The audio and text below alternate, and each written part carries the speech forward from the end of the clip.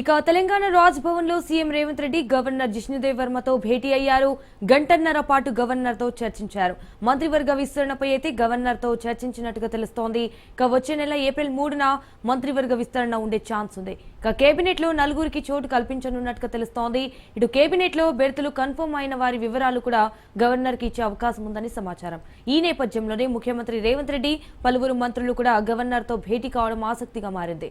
Governor తో భేటీ అనంతరం CM secretariat కి తిరుగు ప్రయాణమయ్యారు.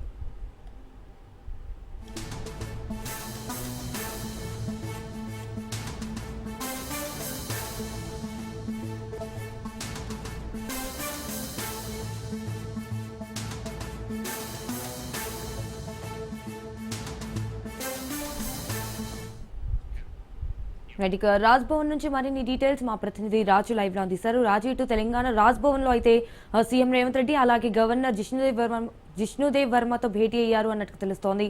దీనికి సంబంధించిన అప్డేట్స్ ఏంటి? సంజన, కొద్దిసేపటి క్రితమే గవర్నర్ జిష్ణుదేవ్ వర్మతో సీఎం రేవంత్ రెడ్డి భేటీ ముగియడం జరిగింది. దాదాపు గంటకు పైగా కూడా ఈ సమావేశం కొనసాగింది.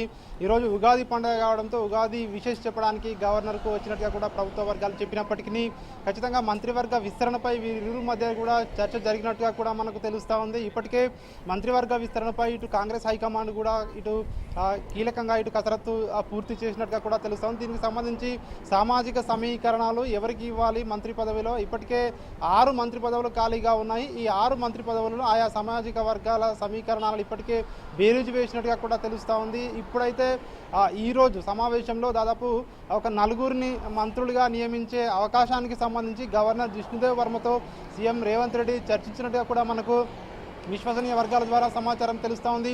ఈ 4గురికి సంబంధించిన ప్రమాణ స్వీకారం వచ్చే నెల 3వ తేదీన ఉండే అవకాశం ఉన్నట్టుగా కూడా తెలుస్తూ ఉంది. ఏప్రిల్ 3వ తేదీన ముహూర్తం ఖరారైనట్టుగా కూడా తెలుస్తోంది. దీనికి సంబంధించి గవర్నర్కు వివరించేందుకే సీఎం రేవంత్ రెడ్డి రాజ్భవన్కు వచ్చారని చెప్పేసి కూడా విశ్వసనీయ వర్గాల ద్వారా మనకు సమాచారం అంతా ఉంది. అయితే ఇప్పటికే మంత్రివర్గంలో చోటు కోసం ఇప్పటికే ఆశావాహులు అయితే ఇటు ఢిల్లీకి హైకమాండ్ పెద్దలను ప్రసన్నం చేసుకునేందుకు చాలామంది కూడా ఇటు ఢిల్లీకి వెళ్ళి వస్తా ఉన్న పరిస్థితి కనిపిస్తూ ఉంది. మరొక వైపు సీఎం రేవంత్ రెడ్డితో ప్రత్యేకంగా కూడా భేటీలు అవుతున్న పరిస్థితి మనము చూస్తూ ఉన్నాము.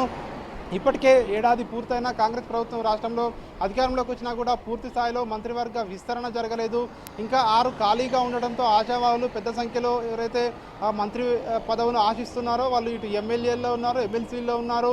చాలామంది అయితే పదవిపై ఆశలు పెట్టుకున్నారు. అదేవిధంగా ఇటీవల ఎమ్మెల్సీలుగా అనూహ్యంగా ఎమ్మెల్సీలో చోటు దక్కించుకున్నటువంటి విజయశాంతి కూడా మంత్రి పదవి కోసం ప్రయత్నాలు చేస్తూ ఉన్నట్టుగా కూడా తెలుస్తోంది. ఇట్లా చాలామంది కూడా తమ మంత్రి పదవుల కోసం ప్రయత్నాలు కొనసాగిస్తూ ఉన్నారు. ఈ నేపథ్యంలోనే దానికి ముహూర్తం కూడా వచ్చే నెల 3వ తేదీన ఖరారైనట్టుగా కూడా తెలుస్తూ ఉంది. ఈ 3వ తేదీన రాజ్భవన్ వేదికగా మంత్రివర్గ ప్రమాణ స్వీకారం ఉండే అవకాశం ఉన్నట్టుగా కూడా తెలుస్తూ ఉంది. దీనికి సంబంధించి గవర్నర్కు సమాచారం అందించేందుకే ముఖ్యమంత్రి రేవంత్ రెడ్డి రాజ్భవన్కు వచ్చారని చెప్పేసి కూడా ఇటు విశ్వసనీయ వర్గాల ద్వారా మనకు సమాచారం అంతా ఉంది. దాదాపు గంటకు పైగా కూడా వీరిరువు మధ్య భేటీ జరిగింది. ఈ సమావేశంలో ఇటీవల జరిగినటువంటి అసెంబ్లీ సమావేశాలు ఏ విధంగా జరిగాయనే దానిపై కూడా చర్చకు వచ్చినట్టుగా కూడా తెలుస్తూ ఉంది. అదేవిధంగా ప్రభుత్వం ప్రతిష్టాత్మకంగా ఈరోజు సన్నబియ్యం పంపిణీ ఏదైతే రాష్ట్ర వ్యాప్తంగా రేషన్ కార్డులపై సన్నబియ్య పంపిణీ కార్యక్రమం కూడా ఈరోజు హుజూరాబాద్లో సీఎం రేవంత్ రెడ్డి ప్రారంభించబోతా ఉన్నారు. దీనికి సంబంధించి కూడా గవర్నర్కి చెప్పినట్టుగా కూడా తెలుస్తూ ఉంది. ప్రధానంగా మంత్రివర్గ విస్తరణపై అయితే చర్చకు వచ్చినట్టుగా కూడా తెలుస్తూ ఉంది. వచ్చే నెల 3వ తేదీన